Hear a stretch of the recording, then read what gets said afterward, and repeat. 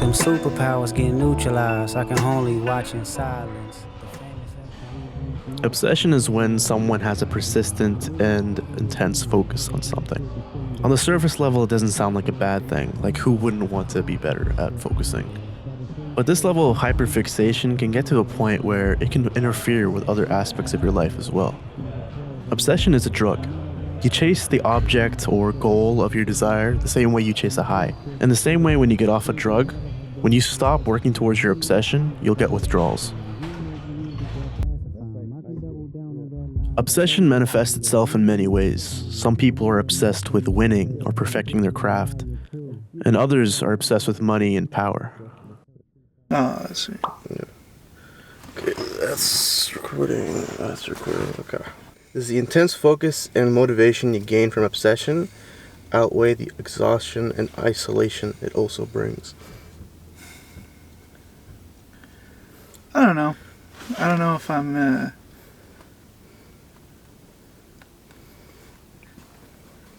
I don't know if I will know until I reach whatever goal I'm headed towards. Yeah. Because, if it all crumbles and falls, then I'll probably regret a lot of the time I've spent obsessing. But if it doesn't, then I'll be grateful. It's fair. Obsession tends to make people tunnel visioned. It's like free Adderall. You can work towards your goals exponentially faster when you're obsessed with the process or the outcome. There's a level of attention to detail that's next to impossible to achieve without an obsessive want or need to improve. One of the most obsessed human beings ever was Michael Jordan. It didn't matter if it was basketball or not, MJ's only desire was to win. Jordan famously had a gambling problem. He'd bet on quite literally anything. Some have even said that he's lost $100,000 on a game of rock, paper, scissors. People use so many words to describe Jordan: the greatest, winner, killer, obsessed. But no one would ever use the word happy. He put winning above everything else, sacrificed relationships with his family, angered teammates, and many other things on the pursuit to 6 rings. He achieved so much professionally, but at what cost? Was it all worth it? That's a question only really he can answer, but from an outsider's perspective, when you look at Jordan, you kind of see a sadness in his eyes.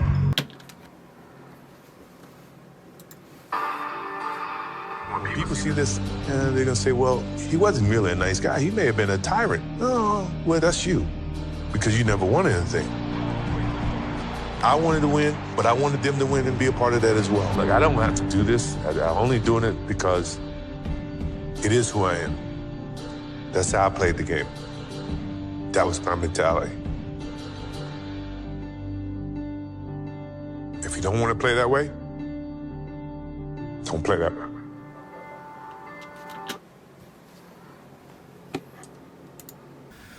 How much obsession do you think it gets to the point where it's too much?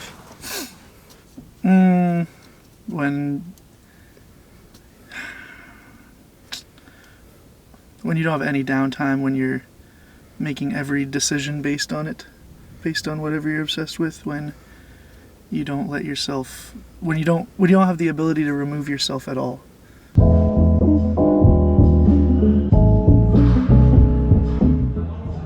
Jordan seems like the loneliest man on the planet. He's virtually achieved everything you could want to in life, but still looks miserable. Granted, I don't know the guy, so I could be wrong, but here's a case a little bit more undeniable. Stanley Kubrick was one of the most important and influential filmmakers of all time. He innovated new ways of telling stories never seen before.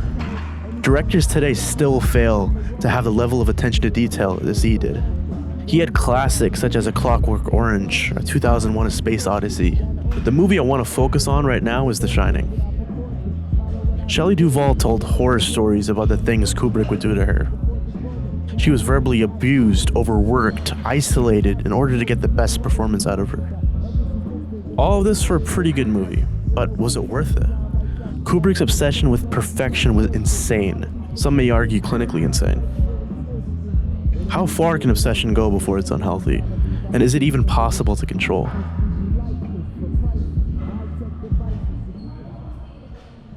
Is it even possible to be successful without being obsessed?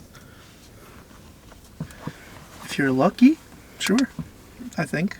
Mm-hmm. I think like most success stories that I've heard involve obsession, and if they don't, it's because like maybe they were genetically gifted or they were set up either by their parents or just life circumstances in a position where maybe they had an opportunity fall in their lap.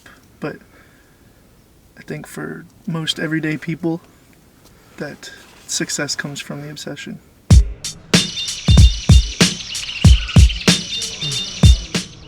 Steve Jobs was another obsessive perfectionist. He was known to be a piece of by everyone that knew him. But he revolutionized the landscape of technology and was one of the greatest innovators of our generation. Kanye is another person driven by obsession. He's one of the greatest musicians of our generation. He's made classic albums such as Graduation and 808s and Heartbreaks. He's also an incredible performer. He cared so much about his craft that he was hospitalized for exhaustion in 2016. He's essentially sacrificed his sanity for his art. I don't need to go over all the wild things he said the last few years, but it's sad to see.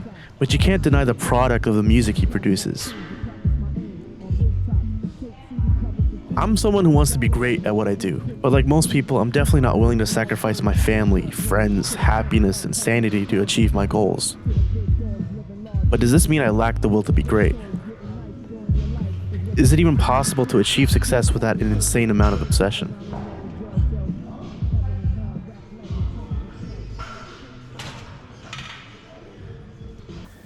Can you balance obsession with just normal life, do you think?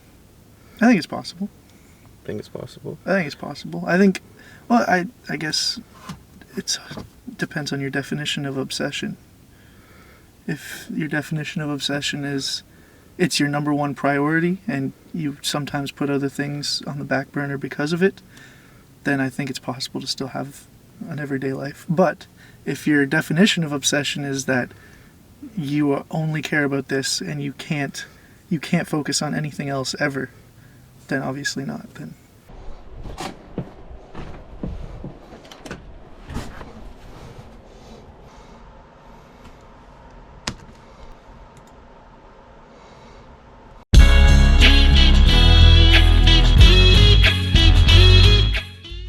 unlike the other people I've mentioned before, Kobe was someone who managed to achieve greatness without losing his mind.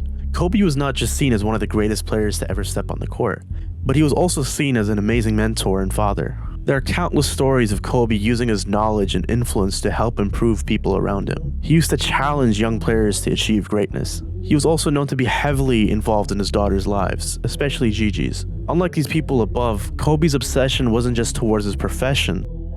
His obsession was simply to improve in every aspect of his life. He felt like greatness in one thing wasn't good enough. He needed to be great at everything. To me, Kobe proves that obsession is a tool, and it's up to us to harness it. You should always aim to be the best at everything you do. That requires discipline that only really can be achieved through obsession. But putting it all in one thing neglects everything else. Aim to be great at everything you do. The Mamba mentality simply means trying to be the best version of yourself. That's what the mentality means. It means every day, you're trying to become better. And it's a constant quest. It's an infinite quest. Dance beautifully in the box that you are comfortable dancing in, right? So like everybody's box is different. My box was to be extremely ambitious within the sport of basketball. Your box is different than mine, right? Every kid here has their own box, but it doesn't mean that your box isn't as beautiful as mine, right? Everybody has their own. It's your job to try to perfect it and make it as beautiful of a canvas as you can make it. And if you have done that, then you have lived a successful life. You have lived with Mamba mentality, right? So it doesn't mean you have to go out here and do all of these crazy things. I'll have to be like this person or that person. No, what are you comfortable being? What is it that you want to do with your life? And once you have that, then you try to live it to the best of your ability.